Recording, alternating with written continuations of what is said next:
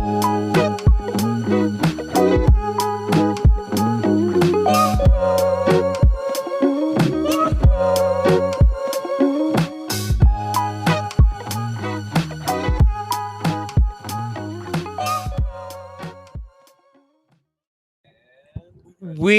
are back. We are back. We are back. It is 8 o'clock on the West Coast. It is June 21st, the summer solstice. I am not live from Montreal. Tonight, ladies and gentlemen, I am live from Windsor, Ontario. I cannot tell you how happy I am to be out of Montreal and to really, welcome everybody back to retail as we end our day on what we've dubbed the Shiny Shatter run. So again, super excited to be live from ShinyBud in the Windsor location, which Mateo off to the side, I believe is at the Tecumseh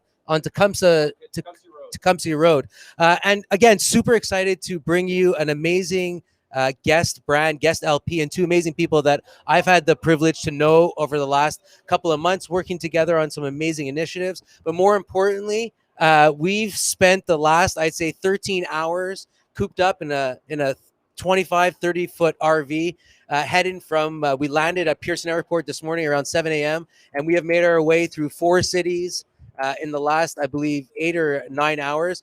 Landed here, and super excited to welcome Paul Dillon and Steph Martin from Phyto Extractions. Really excited to welcome you guys to the show. Thank you so much for being here tonight. Welcome to Windsor. Thank you for having us. Welcome, Steph. It's an absolute pleasure. I mean, any chance to come back to Windsor is a great day in my books. Yeah, so we've gotten to know a lot about each other over the last, like I said, month, and more importantly, as we've gone through leaving through Toronto, heading to Blenheim and then Tilbury, and now here we are in Windsor. So what I'd love to do is cover a couple of topics. One of the main reasons why we've done this, sort of some of the initiatives that we're working on. What we really want to do is sort of talk about the culture, some of the stuff that Phyto is doing in the space, but more importantly, let's take a little bit, a little bit of intro. Maybe Paul, you could tell us, what I like to say, Steph, follow up from Paul, but how do you end up here at the summer solstice, wrapping up a nice little run with me? So yeah, Paul, take it away. Tell us your story. I mean, it's been a long road. There's definitely been some bumps, but it's been a road that I would definitely travel again. I'd have it no other way. I actually first fell in love with cannabis in Windsor, so it's funny to be back. It's been a long time since I've been back, but Windsor was really good to me, and I ended up moving to Calgary for school. I had a roommate who's I had a roommate whose mother was actually very sick with cancer, and she was one of those miraculous cures. And after seeing that, I kind of realized there's a future to cannabis as an industry, and this was years ago. So I got started in the industry with various startups. I decided to step up and open up my own consultancy at one point because there was just a lot of misinformation, and people needed help sifting through all the BS to realize what really matters. And what year was that in? That was 2017. Okay, so right on the cusp of adult use here Exactly. in Canada. Gotcha. Yeah, so we started with custom retail education, quickly turned into helping different marketing teams and their initiatives and activations across the country. Right. A lot of this was based out of Alberta, but this industry just offers so much, and I found it hard to stay focused like a lot of people did in those early days. Right. So I decided to close my consultancy, take a couple offers that I had, and I haven't looked back since. And I've landed at this amazing team that genuinely cares about the plant and the consumer experience, and we have the leeway to do some really fun stuff that the industry needs. Right. Stuff like this tour today. We're actually going to be on the road for 2 months. It's going to be quite some time. Yeah, and we'll dive into that. Yeah. So Steph, how do you end up sort of beside Paul and about to enter into this amazing run of being on the road? I guess you guys are going to be heading from east to west as you make your way back to Alberta. But yeah, like what's your sort of lineage to getting here?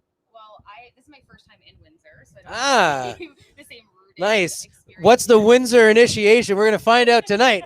Are we? It's my first time here in Windsor too, so full transparency. I'm in for some trouble too tonight. So so my background is, I grew up born and raised in Montreal for 25 years, and my brother actually is 10 years older than I.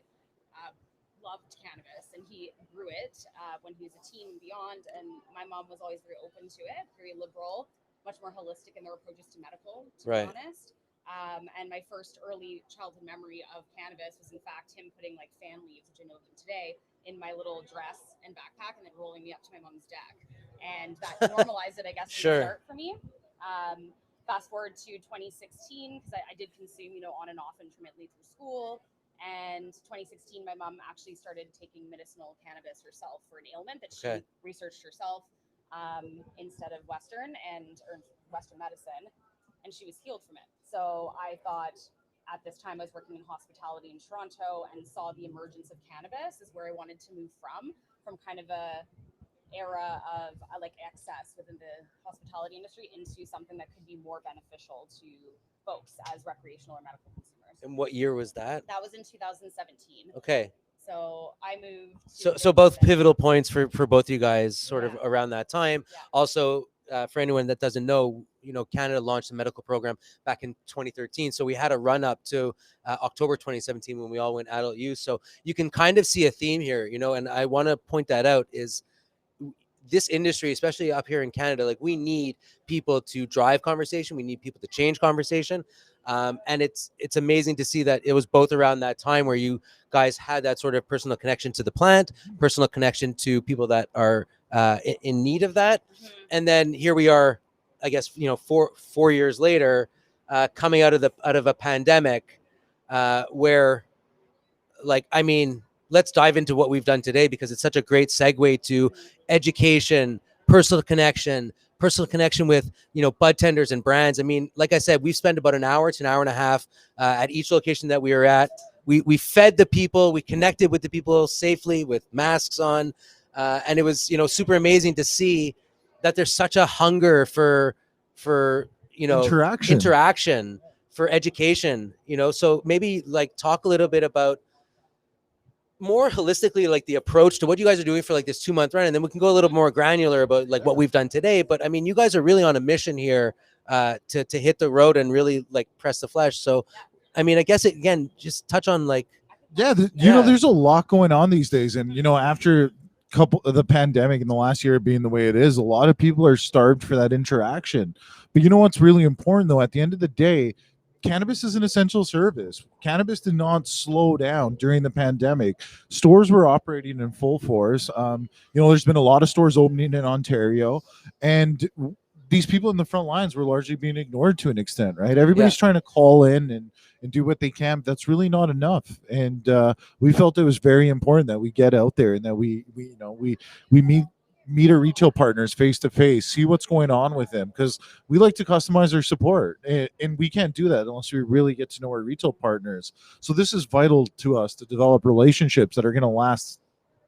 Especially in a category like we talked about this today. I mean, obviously you're coming in like what I find attractive about categories that are small is the number one thing is that there's room for growth, right? I mean, if there's one thing that's going to happen is that dry flower category is going to go down.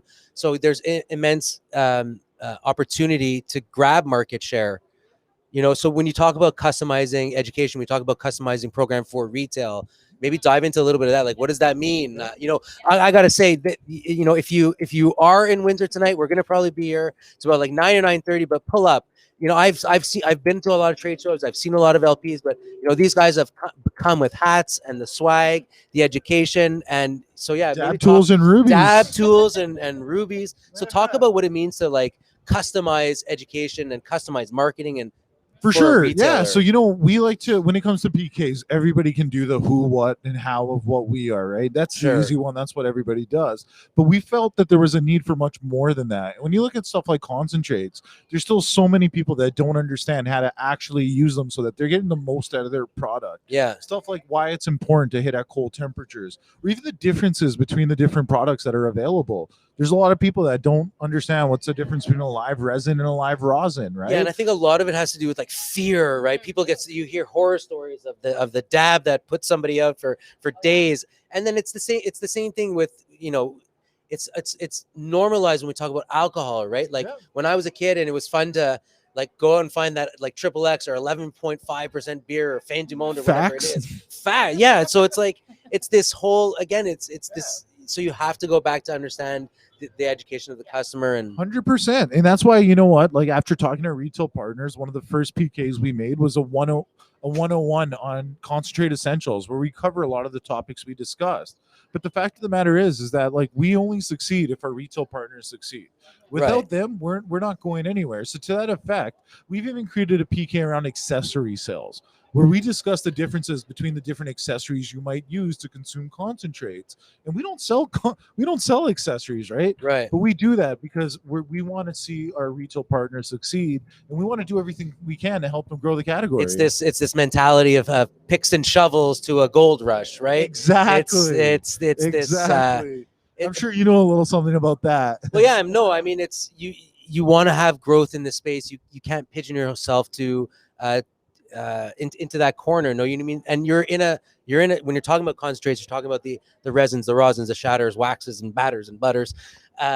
It's the form factors, and the list goes on and on and on. So it's even more adaptable to someone that has like a wide sort of palette, right? You have the pens, you have the vaporizers, you have rigs.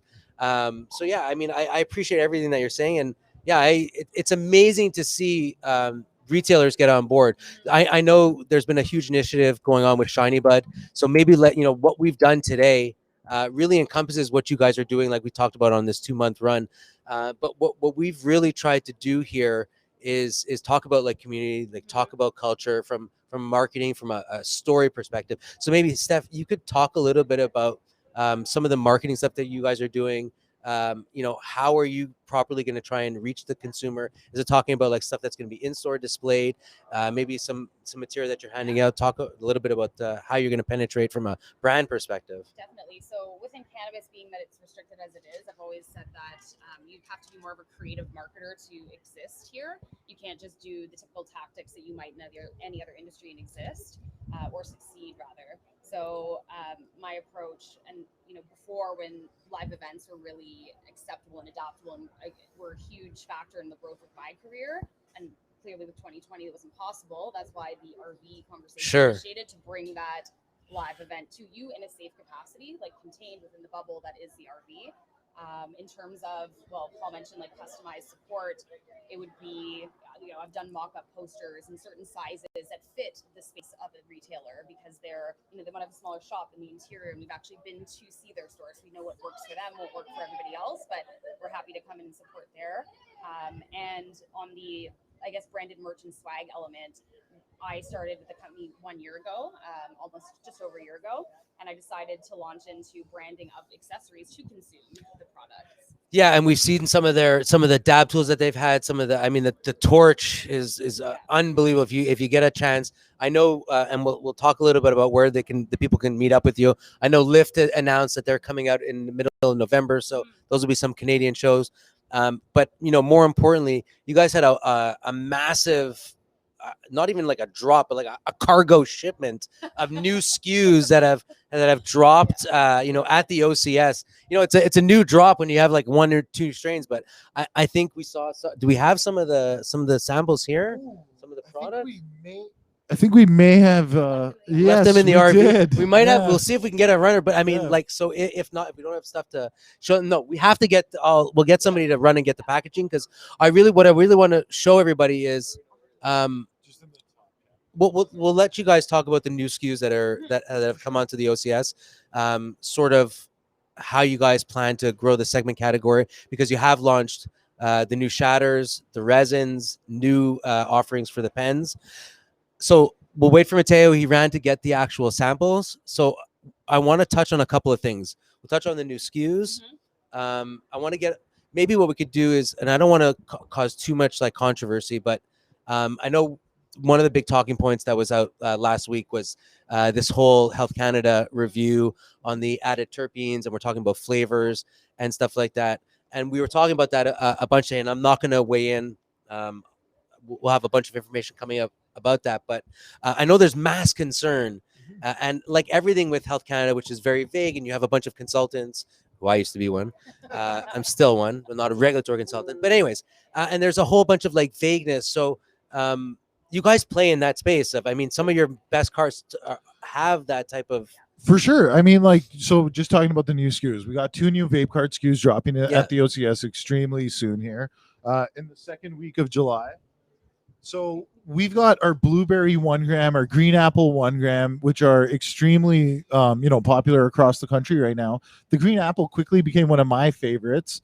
So as you can see here, we got our a half gram cart. We also, beautiful packaging, by the way. The blister packs are great. Yeah. Yeah. So Mateo, let me know when you can get a good shot.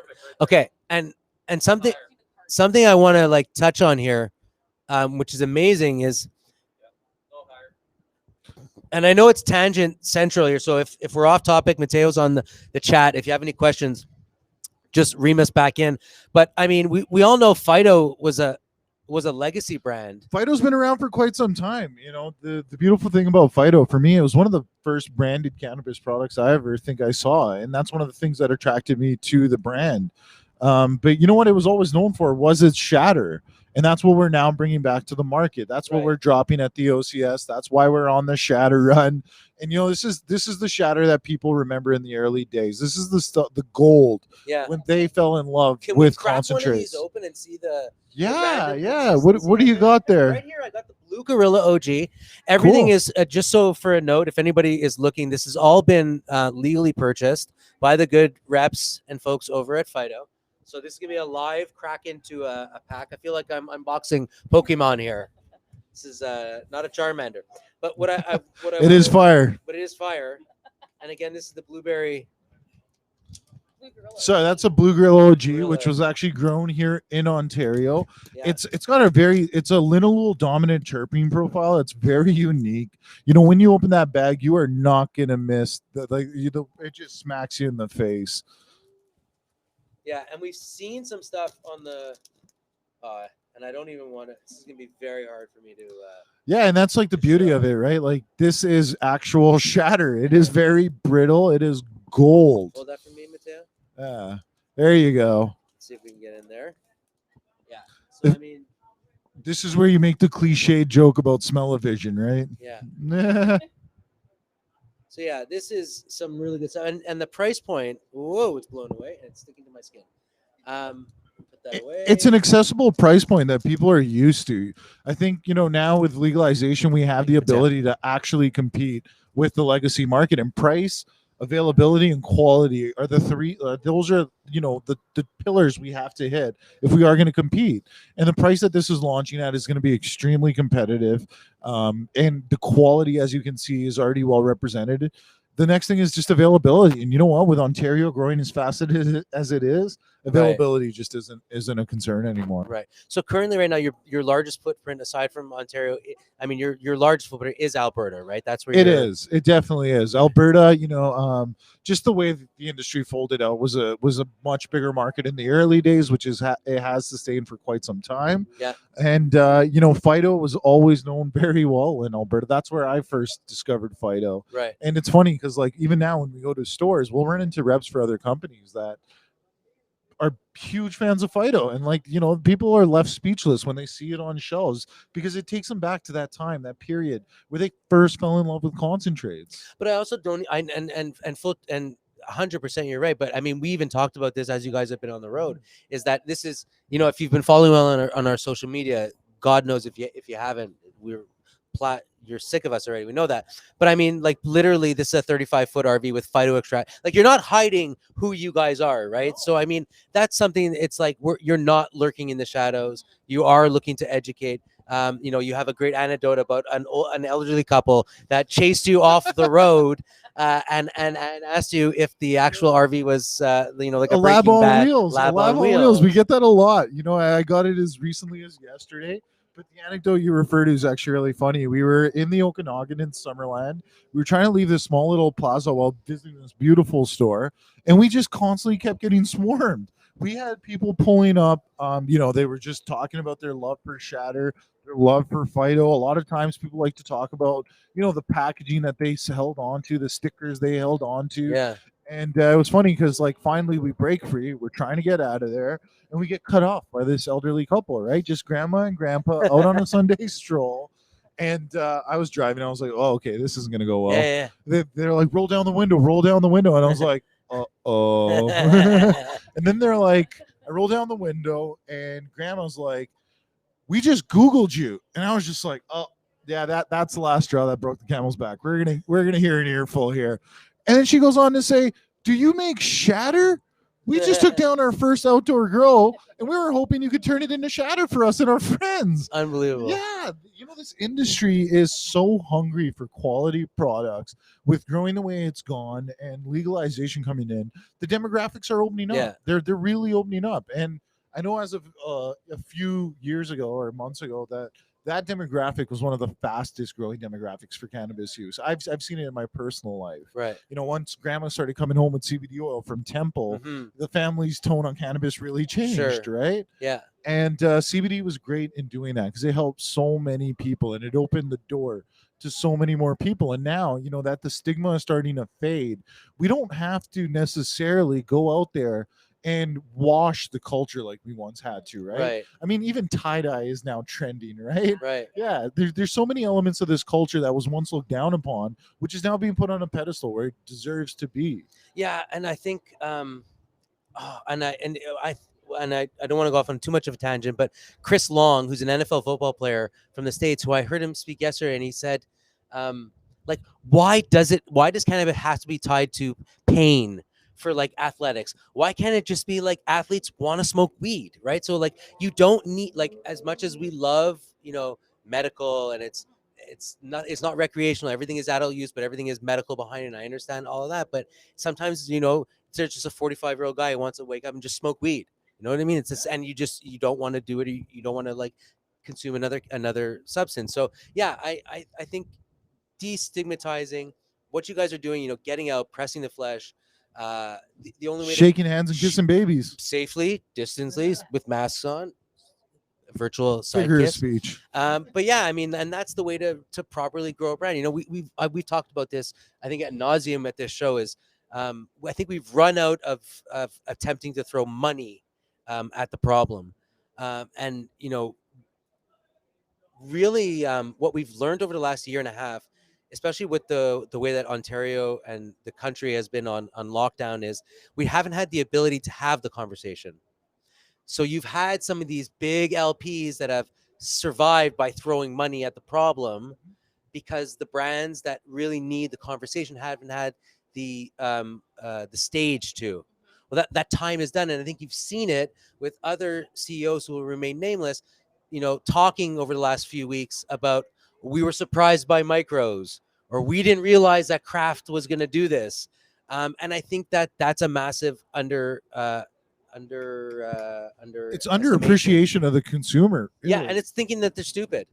You know what I mean? And it's also, so yeah, I mean, so aside from the so in terms of form factors, the shatters that you have, there's three, right? There's the Pink Kush, Blue Gorilla OG, Blue Gorilla, D Bubba, and D Bubba. And do you want to say where any of the grows come from? I mean, yeah. So the D Bubba, or Death Bubba as we know it, is in our area in BC, so Pure Sun Farms source. Nice. And same with the Pink Kush. Nice. So the Blue Gorilla was grown here in Ontario. So if you're looking for that local flower, yeah, with a little bit of BC flair. Pure Sun's Pink Kush flower is arguably the #1 SKU in Ontario. I think from a dried flower, it's up there. And then from the this is the resin, right? Yeah. So we've had the live resin on the market for quite some time now.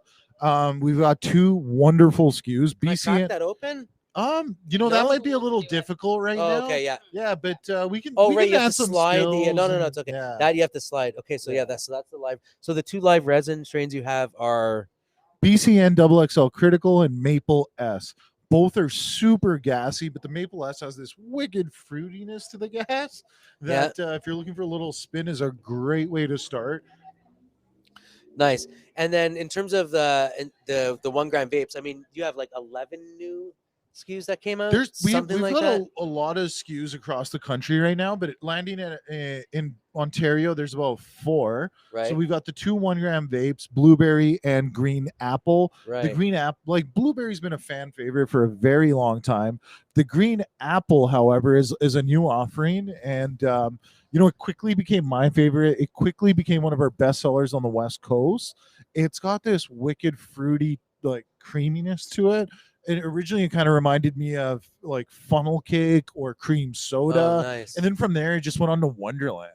Nice. You know, like those childhood memories of having fun, having some funnel cake. And that's what it's all about. You know, if you can take people to that special place, we've done our job as a marketer. Yeah. Yeah, I'd Yeah. love to. I'd love to. You know, one of the things we first realized when we talk about concentrates is, and this is something I even do in our job interviews. I ask people to show me their bangers and their rigs because I want to know do they have a true appreciation for the product? Right. You know, as artists, we do a lot, and our production team, those guys are amazing. These guys put in such wicked effort to really showcase what the plant has to offer, and they put in a lot of hard work. Yeah. And you see a lot of people almost disrespecting that work by hitting hot dabs, Sure. right? I mean, there's a time and a place for a hot dab, but that was the past, right? Right. So we know better these days. We know that the flavor is where the experience lies, and the best way to really experience flavor, as we've seen, is from hitting low temp dabs. So what we like to do when we go into stores, we like to get their excitement peaked by showing them a cool accessory like rubies. You know, we've seen how people light up when you pull out a bag of rubies and you're like, hey, you want some terp pearls? And when they see that, then the conversation starts like, wait, what do I use these for? And that's when we go into the fun stuff like, hey, this is how you should hit a cold start dab. So Mateo, I'd love for you to play the video now.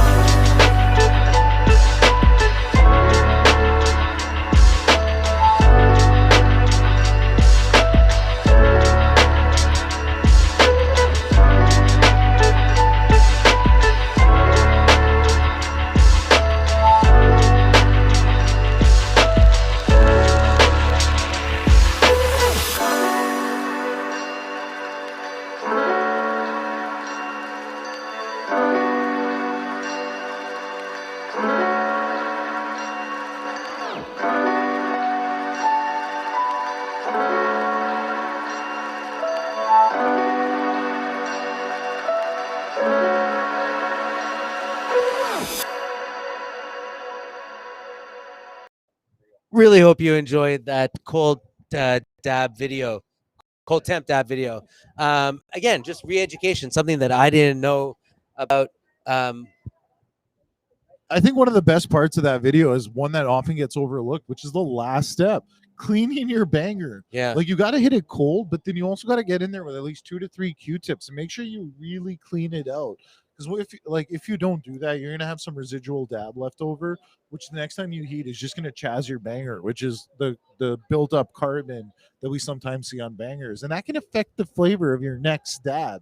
So making sure you clean it out between uses will ensure that you're consistently having a high quality experience. Clean your shit, people, because you ain't gonna taste it. Yeah. Are you an e-nail guy? Do you like e-nails? I think e-nails are great if you have a quartz attachment. I think the titanium bangers are sort of a thing of the past. Metal. Yeah, can't do that. Smoke. That's like hot knives. Shout out Lisa Campbell. No hot knives. She likes hot knives. No. Shout out to there's an LP. I forget who it is. I don't want to shout another LP, but it's really cool. It's Wagner. Shout out Wagner's. They're not even in the same spot, but they have Hash, and they're coming out with like branded knives. Oh, that's Isn't funny. that cool? I think Hashco also like What? maybe I think there's another LP that also had branded knives at one point. I don't know. If you're out there, LP, send us your knives. Listen, You could use some on the RV. it's getting dark. We're gonna wrap this up. So where are you guys headed next? So again, today we did 4 cities. We're spending the night in Windsor. So if you're in Windsor, not much to do. Stop by. Shop's gonna be open until about 10. We'll probably stick around for another little bit. Tons of free pizza. Where are you guys headed next? What's the road lay ahead? So tomorrow It's all downhill after me leaving. when I'm gone, it's no. we feel that way.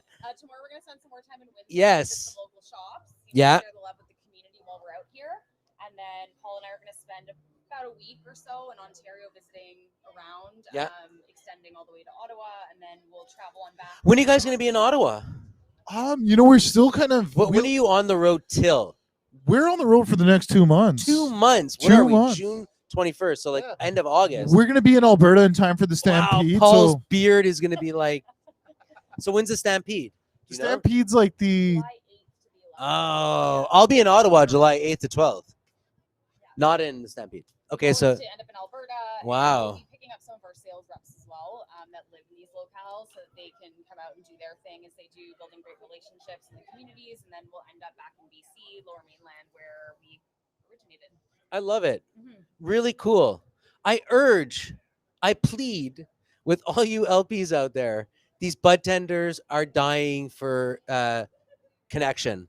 Like I've said it as I've launched. Mateo and I launched this podcast. I think it might have been in February, but like Paul alluded when we opened up this show, gratitude for the fact that we hundreds of people lost their jobs, not only in Canada space, but around the world through this pandemic. But the fact that we were deemed essential and we made it through, it's the time to give back. It's the time to understand where the bread and butter comes. And we talk about the importance of bud tenders and connection with the consumers. appreciation for the front Yeah, lines. man. I mean, it was Fucking a trying right. year for a lot of people. Yeah, man. 100%. But yeah, this is the beginning of the end. You guys will be at Lyft in November. You'll probably be walking the show in Vegas in October, which is probably the largest like FOMO. I don't know if you're not in Vegas for MJ Biz. Maybe you crazy. We're going to wrap up this show with a segment that we do called the 4x420 Marathon with our imaginary invisible clock that will be superimposed at a later date. What it is 4 questions, and we'll split them between 2 of you, 2 answers each, 4 questions, 20 seconds up on the clock. And we'll start with the first one. 4 of your favorite strains. They can be concentrates, they can be flower. 4 of your favorite, 2 for you, Paul. 2 of my favorite strains are garlic breath. Yeah. Definitely garlic breath is up there. And the second one would have to be, I had this wicked pheno of grape smash I grew that actually came out like super glue. Oh, So, wow. Yeah, it smelled exactly like super glue. Those are my 2 favorites. What was the first one? Garlic breath. Oh, but so that has no lineage to GMO? It does. I believe that's GMO crossed into Mendo breath. Shout out Spinach, who absolutely crushed it with their GMO the last couple of weeks in Ontario. Steph, 2 favorite strains. Peanut butter breath or peanut butter mac. Yeah. Kind of interchangeable, and then Shout out Black Market. yeah, exactly. Thug and, Pug coming up. Sage and sour. Shout out MTL Cannabis, Jen Larry. We're just giving mad shout outs to the 420. We got to give Thug Pug a shout out as well. He's the breeder who bred a lot of the breath strains. Really? He did the garlic breath, the peanut butter breath. Oh, nice. Sick. Okay, 4 people you would like to session with. Steph, 2 of the 4 are, they could be alive, dead, or don't exist. I don't know. Gosh, that's a loaded question. I would go with like Paul Stamets or Alan Watts, a psychonaut. That's a good one. Cool. Yeah, I would also take Alan Watts and Whoa. Basquiat. Who? Basquiat. They just called it. They Sable. named the same. Yeah. All right. 4 of your favorite places on earth. They could be your bed, your mom's bed, or like Hawaii. Paul, 2. Well, definitely the Phyto bus. Yo! Just the magic and the memories being made along the way. The magic rig. Yeah. Yeah. And you know what? Number 2 for me is definitely the production floor at the Dastra Labs. Every time I walk in there, there's just so much joy that comes to my eye. Whoa. Like, I just feel so giddy thinking about it right Yeah. now. 2. Tofino was just Ooh. there here. Yeah. I love it. It's definitely my place. Yeah. Surfing there, and Montreal, it's where my heart and home is. So Oh, it's freaking pink slips Windsor night. Woo! Nice. And this is, we get a little sentimental, we get a little deep. 4 things that you want people to say about you. You know, like Paul was had iron lungs, and Steph was really funny. Or Paul, what is 2 things you want people to say about you? He listened and cared. Ooh. Steph. She's passionate and compassionate. You guys took it home tonight. No, I really love it. I've been saying this a lot. A few things. What, like, pay attention to intention. Like, we planned this about like a week and a half ago, and there's tons of moving parts. And if you just have intention and you surround yourself with enough people that have passion, then in turn you have purpose. And that's, I think, really like what I want to do in the space, what this sort of Shiny Shatter run has done for me in terms of, like, you know, making it through this time. Super excited to hit the road. I know I have a busy end of the summer coming up. Super excited to get back to California. I'm double dosed as of next Sunday. I know everyone's on the rampant scale up for vaccinations. Want to tell everybody, get your vaccination shot. There's also an amazing app. What is it? Vaxxed? Get Vaxxed? Vax Hunter, Vax Hunt at Vax Hunter on Twitter. Shout out to those guys who are doing some amazing work. Shout out to you guys. Hey man, shout out to you guys. Thanks for everything. You know, picking me up, schlepping me around. I had a super amazing time. For me, full transparency, it's also this trip afforded me the ability to see the amazing team at ShinyBud that I've been working with since September, and I think they marked their 26th or 27th store opening this week. So yeah, it's a true testament to amazing people that are in the space, and it's no surprise that it's evident in the growth of amazing companies, because you'll see them more and more in the space. So yeah, where press releases make sense because things are newsworthy. Go figure. So again, shout out to Phyto Extractions. Shout out to Paul and Steph from the head office from Dastra coming in, spoiling us here. Shout out to ShinyBud, 100%, and the crew and the people, and there's too many names that I can remember. It's been a busy day, but you know, Badir, Earl, Mitch, Rich, the senior management team, all the bud tenders that are working the front, that are working behind the caches today, where click and collect and curbside no longer exists, where you guys can walk into a store and educate yourself and find out what you would like to consume tonight, which hasn't existed for like the last 9 months, right? We take granted for the fact that we're able to walk into a store. So I urge you guys to get out into the stores, go see your bud tenders, and tip them. Live from Windsor. Amazing show tonight, guys. Thank you for watching. Mateo, thanks again for being on the ones and twos. Can we roll the outro? You're gonna roll the outro this time? We'll update you on the next one. I'm gonna try and do it live. That's it. We're done. Rolled it.